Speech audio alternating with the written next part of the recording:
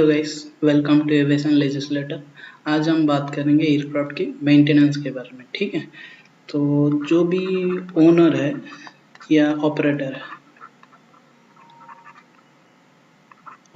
है, उनके पास जो भी एयरक्राफ्ट होता है, उनके पास जो भी एयरक्राफ्ट है, उनकी क्या ज़रूरत है? मेंटेनेंस। उनकी मेंटेनेंस ज़रूरत है। तो वो जो मेंटेनेंस करना है एयरक्राफ्ट का, इससे रिलेटेड रूल कौन सा है? वो है रूल नंबर जो 60 है, एयरक्राफ्ट रूल्स 1937 का। वो बताता है एयरक्राफ्ट के मेंटेनेंस और मेंटेनेंस स्टैंडर्ड के बारे में।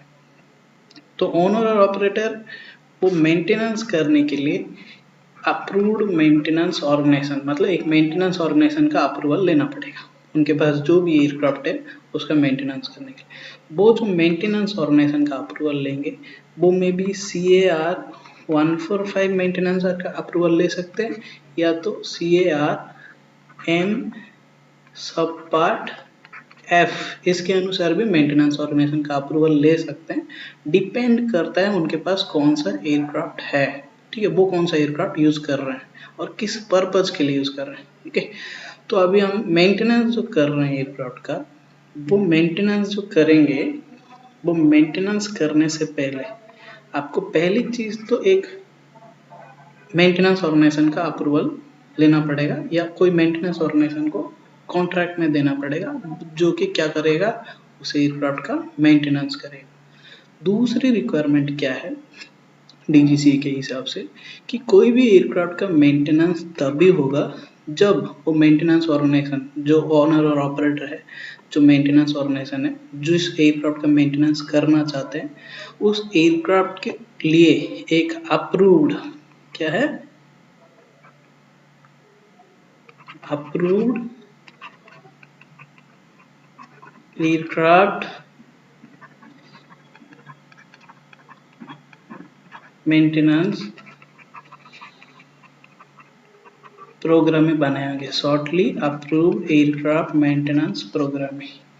ठीक है, अगर वो ओनर और ऑपरेटर उनका जो पास जो एयरक्राफ्ट है उसका मेंटेनेंस से पहले ये उनके पास होना चाहिए, क्या, एक मेंटेनेंस प्रोग्राम है, शॉर्टली मेंटेनेंस प्रोग्राम है, वो भी अप्रूव्ड। और इसका अप्रूव्ड कौन करता है? इसका अप्रूव करता है DGCA, या तो दूसरा कौन अप्रूव कर सकता है?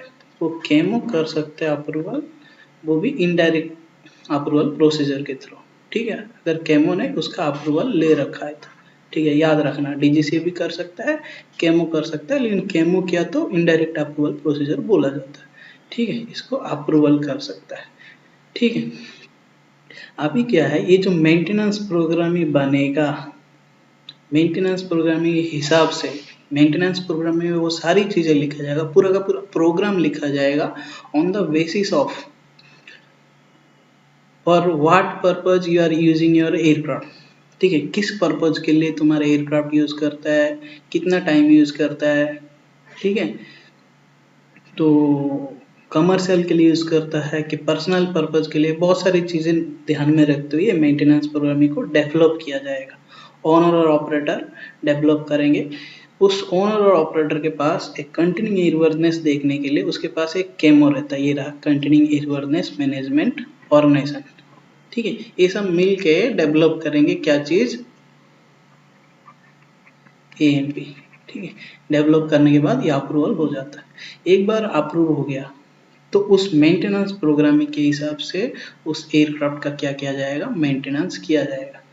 तो उस मेंटेनेंस प्रोग्रामिंग में लिखा क्या किया जाएगा, उस मेंटेनेंस में अभी सबको पता है कि एक एयरक्राफ्ट का जो मेंटेनेंस हो रहा है उसमें दो तरीके के मेंटेनेंसेस होता है, एक लाइन मेंटेनेंस और एक दूसरा बेस मेंटेनेंस।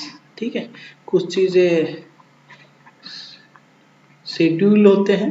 ठीक है, जैसे लाइफ लिमिटेड कंपोनेंट्स की हमें पता रहता है कि कुछ चीजें पार्ट को एक टाइम के बाद रिप्लेस कर देना है, और कुछ चीजें होता है जो हमको कंटिन्यूसली ध्यान रखना पड़ता है और रिप्लेस करना पड़ता है अगर खराब है तो। और कुछ चीजें क्या है, डिफेक्ट आने के बाद हमें रिप्लेस करना पड़ता है, जैसे फेलियर हो जाता है, डिफेक्ट हो जाता है, उसके लिए हम ट्रबल शूट करके क्या करते हैं, मेंटेनेंस करते हैं। ओके, तो ये जो कब कौन सा मेंटेनेंस करना है, पूरा का पूरा प्रोग्राम ही किस में लिखा जाएगा, अप्रूव्ड एयरक्राफ्ट मेंटेनेंस प्रोग्राम में लिखा जाएगा। ठीक है, कब कौन सा मेंटेनेंस होगा, पूरी की पूरी प्लान रहेगी इसमें। लेकिन अभी आप मेंटेनेंस करने के लिए जाएंगे, ठीक है, अभी मेंटेनेंस प्रोग्राम में लिख दिया गया इस डेट को या इतना आवर्स फ्लाइंग होने के बाद इंजन में, एग्जाम्पल दे रहा हूँ, इतने डेट को इतना आवर्स फ्लाइंग होने के बाद इंजन में आपको क्या करना है, टास्क नंबर 1 करना है। ठीक है, ये मेंटेनेंस प्रोग्राम में लिख दिया गया। लेकिन आप जब करने के लिए जाएंगे वो टास्क, तो करेंगे कैसे, कौन करेगा, उसके लिए मेंटेनेंस प्रोग्राम में ही एक रेफरेंस दिया होगा उस मेंटेनेंस प्रोग्राम के उस टास्क के पास, कि ये टास्क का रेफरेंस में क्या लिखा जाएगा, में अबाउट मेंटेनेंस डाटा की रेफरेंस लिखी जाएगी इस टास्क में, इस मेंटेनेंस प्रोग्राम में। तो आप जाएंगे कि जब भी एयरक्राफ्ट खरीदा जाता है, ओनर और ऑपरेटर, ये जो ओनर और ऑपरेटर है, सॉरी ये जो ओनर और ऑपरेटर है, इसके पास जो डिजाइन ऑर्गेनाइजेशन है, जो टाइप सर्टिफिकेट होल्डर है, जिसने भी एयरक्राफ्ट को बनाया है, ठीक है, या जो कि CR-21 के हिसाब से अप्रूव रहते हैं, वो जब भी एयरक्राफ्ट को बेचते हैं उस टाइम पे क्या डाटा देते हैं, उस टाइम पे देते हैं मेंटेनेंस डाटा। ओके, उसमें लिखा रहता है एयरक्राफ्ट का वो जो टास्क है, एयरक्राफ्ट का हर एक पार्ट का, स्ट्रक्चर का मेंटेनेंस टास्क कैसे परफॉर्म किया जाएगा। ठीक है, किस तरीके से किया जाए। देखो यहाँ पे कंफ्यूजन हो सकता है, मेंटेनेंस प्रोग्रामिंग मतलब इसमें पूरा का पूरा प्लान रहेगा, प्लान रहेगा, ठीक है, कब करना है रहेगा, कितना आवर्स के बाद, कितना लैंडिंग्स के बाद, कितना टेक ऑफ के बाद, किसके ऊपर करना है, कब करना है, ये पूरी प्लान रहेगी। ठीक है, या डिफेक्ट आ गया तो क्या करना है क्या नहीं, ये सारे टास्क इसमें रहेगी, कब करना है, बड़ी बड़ी चीजें शेड्यूल हो जाती है, लेकिन पूरा प्रोग्राम बन जाता है।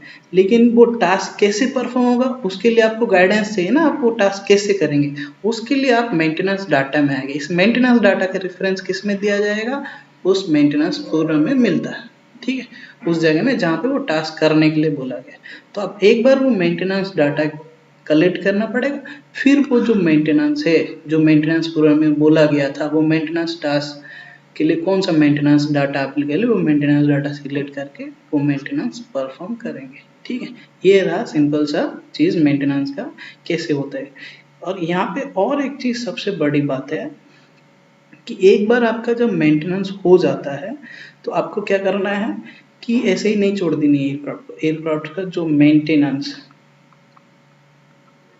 रिलेटेड रिकॉर्ड्स होता है, ठीक है, मेंटेनेंस रिलेटेड जितना भी रिकॉर्ड है, जिन सिस्टम्स के ऊपर काम करते हैं, जैसे अभी मैंने इंजन का एग्जांपल दिया यहाँ पे, तो इंजन लॉग बुक होगा, इंजन का लॉग कार्ड होगा, जो भी है उसके ऊपर उसका रिलेटेड जो भी मेंटेनेंस आपने परफॉर्म किया है उसको क्या करना है, एंट्री कर देना है। ठीक है, और आपका पर्सनल लॉग बुक होगा जो भी है, और जो सर्टिफाइंग स्टाफ है वो आके क्या करेंगे, उससे रिलेटेड CRS जो भी है इशू करेंगे अप्रोप्रिएट CA फॉर्म में। तो आपको ये चीज याद रखना है, कोई भी ओनर और ऑपरेटर होता है तो उसके पास जो भी एयरक्राफ्ट है उस एयरक्राफ्ट को क्या किया जाता है, मेंटेनेंस करने के लिए मेंटेनेंस ऑर्गेनाइजेशन का अप्रूवल लिया जाता है। ठीक है, मेंटेनेंस ऑर्गेनाइजेशन का अप्रूवल लेने के बाद भी मेंटेनेंस तब तक नहीं होगा जब तक आप अप्रूव्ड एयरक्राफ्ट मेंटेनेंस प्रोग्राम में नहीं बना लेते हो। मतलब मेंटेनेंस ऑर्गेनाइजेशन लेने से, अप्रूवल लेने से मेंटेनेंस नहीं कर सकते जब तक आप उस मेंटेनेंस ऑर्गेनाइजेशन के पास क्या नहीं देते हैं, अप्रूव्ड मेंटेनेंस प्रोग्राम ही नहीं बना लेते हैं। ठीक है, मतलब मेंटेनेंस प्रोग्राम में बना के अप्रूवल जब तक नहीं ले लेते। ठीक है, तो अप्रूवल तभी मिलेगा ना जब मेंटेनेंस प्रोग्राम में डेवलप करेंगे। इसमें कौन मदद करेगा, continue airworthiness management organisation, owner और ऑपरेटर जो भी है वो सब मिलके बनेंगे। और जो भी लाइन और बेस मेंटेनेंस आप कर रहे हैं उसकी पूरा का पूरा जो प्रोग्राम है कहाँ बनेगा, एयरक्राफ्ट मेंटेनेंस प्रोग्राम में बनेगा। और एयरक्राफ्ट मेंटेनेंस प्रोग्रामिंग में वो कब किया जाएगा, कितना आवर्स के बाद, कौन से डेट में, कितना आवर्स फ्लाइंग के बाद या कितना आवर्स लैंडिंग और टेक ऑफ के बाद किस सिस्टम्स के ऊपर कौन सा मेंटेनेंस टास्क, वो टास्क कैसे करना है, वो कहाँ पे मिलेगा, मेंटेनेंस। जनरली क्या है, कंफ्यूजन हो जाता है स्टूडेंट लोग कि मेंटेनेंस डाटा और मेंटेनेंस प्रोग्राम एक ही है। ऐसा नहीं है, मेंटेनेंस प्रोग्राम और मेंटेनेंस डाटा डिफरेंट है। मेंटेनेंस डाटा वो है, आप वो मेंटेनेंस टास्क परफॉर्म कैसे करेंगे, काम कैसे करेंगे, लेकिन मेंटेनेंस प्रोग्रामिंग वो है, वो आप जिसमें कि मेंटेनेंस प्रोग्राम में पूरा का पूरा प्रोग्राम ही रहता है, ठीक है, उस एयरक्राफ्ट का रिलेटेड मेंटेनेंस के बारे में। लेकिन मेंटेनेंस डाटा में वो मेंटेनेंस को आप कैसे करेंगे, ठीक है। दूसरी बात, आप मेंटेनेंस एक बार होने के बाद मेंटेनेंस रिकॉर्ड्स को प्रिपेयर कर देना है विद इन 24 आवर्स, ठीक है। वैसे तो आज सुना पॉसिबल, जैसे मेंटेनेंस कंप्लीट होता है वैसे कर देते हैं, नहीं तो परमिटेड है 24 आवर्स के, ठीक है। ये एक बार चेक कर लेना। अभी इसके बाद नेक्स्ट क्लास में हम पढ़ेंगे कि मेंटेनेंस प्रोग्रामिंग बनाने के लिए हम कहाँ से डाटा लेते हैं, किस तरीके से बनता है, और डीजीसी का क्या क्या क्वेश्चंस आते हैं मेंटेनेंस प्रोग्रामिंग से related. Okay, thank you, video को पूरा देखना, ठीक है, थैंक यू।